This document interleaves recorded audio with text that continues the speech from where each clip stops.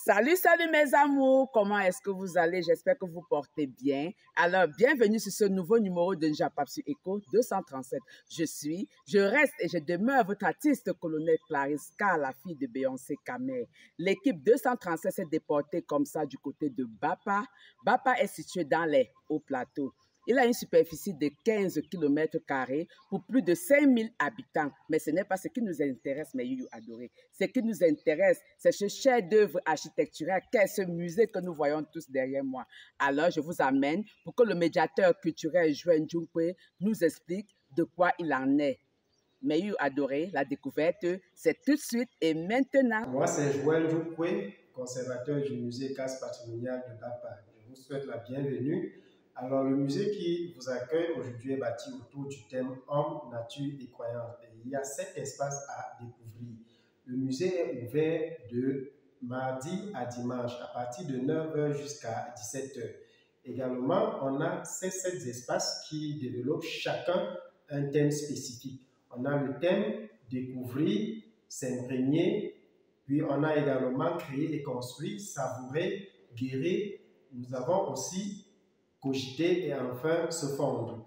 À travers ces différentes thématiques, on parcourt l'univers de Bapa dans sa généralité.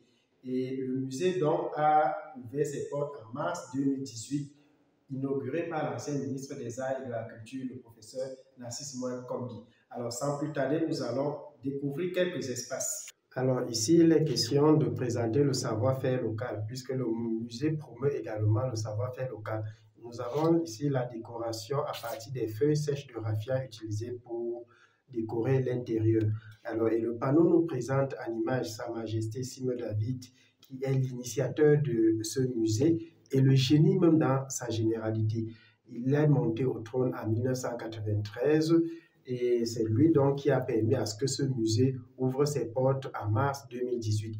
Puis nous avons la carte de Bapa et puis nous avons le Conseil des notables. Alors, le texte présente l'origine du groupement Bapa, qui vient de Bamendo. Alors, si vous voulez avoir d'amples connaissances, je vous invite à découvrir le musée. Alors, dans l'espace découvrir, on vous présente en généralité la chefferie Bapa dans son organisation, les festivals, également la dynastie des rois bâtisseurs.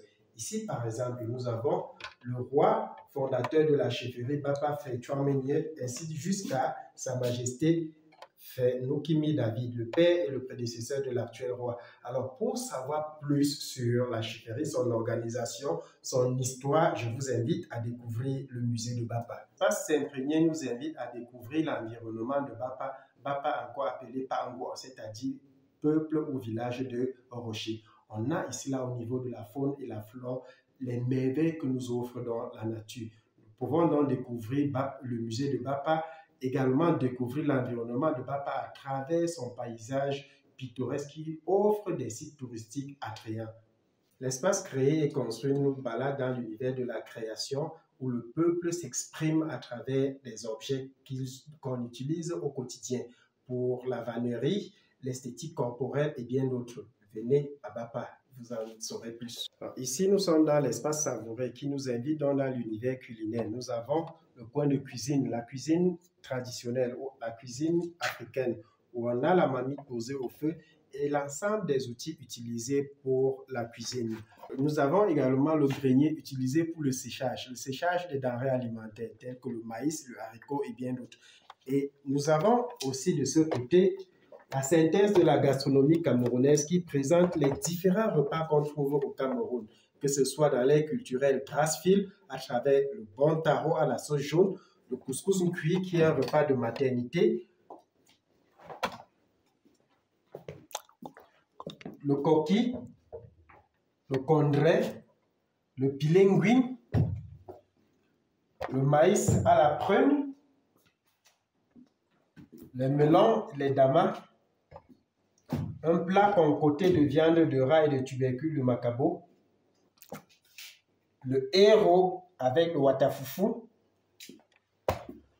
le plantain rôti à la prune, le beignet coquille avec le bâton de manioc, une variété d'igname appelée en langue ngwe. Et dans la zone soudano-sahélienne, les peuples de l'extrême nord, du nord et de l'Adamawa nous avons une variété de repas à base de céréales tels que le couscous du mil, la viande séchée ou kilichi, les brochettes de soya, les dattes, le lait de vache.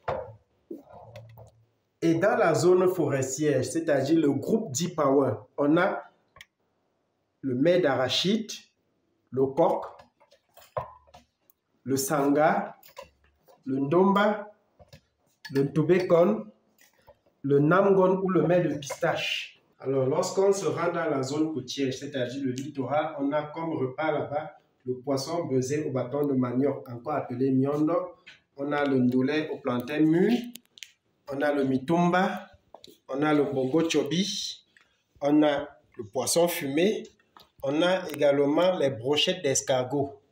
Alors, et lorsqu'on finit donc à table, on peut prendre les fruits comme dessert, tels que le corosol, la noix de coco, la mangue congolaise, les fruits du baobab, la pomme de citerne, encore appelée localement kassimanga, les aubergines. Alors, pour la décoration murale, chaque espace a un décor varié et immerge dans le visiteur dans la thématique développée. Ici, on a les feuilles sèches de maïs et de l'autre côté, le coque d'arachide.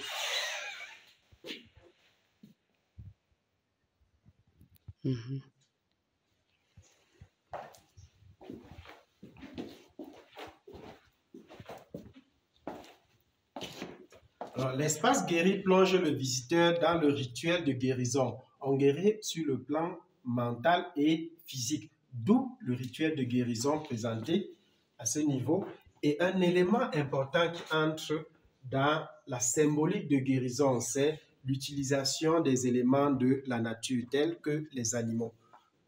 Pour en savoir plus, venez découvrir le musée.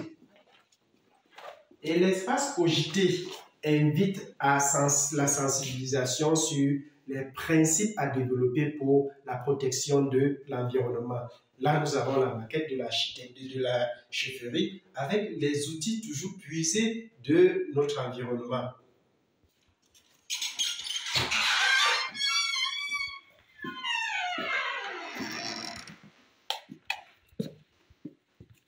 Le dernier espace est intitulé Se fondre et nous invite à entrer en communion avec la nature où nous avons les éléments importants ou les plantes utiles à l'homme.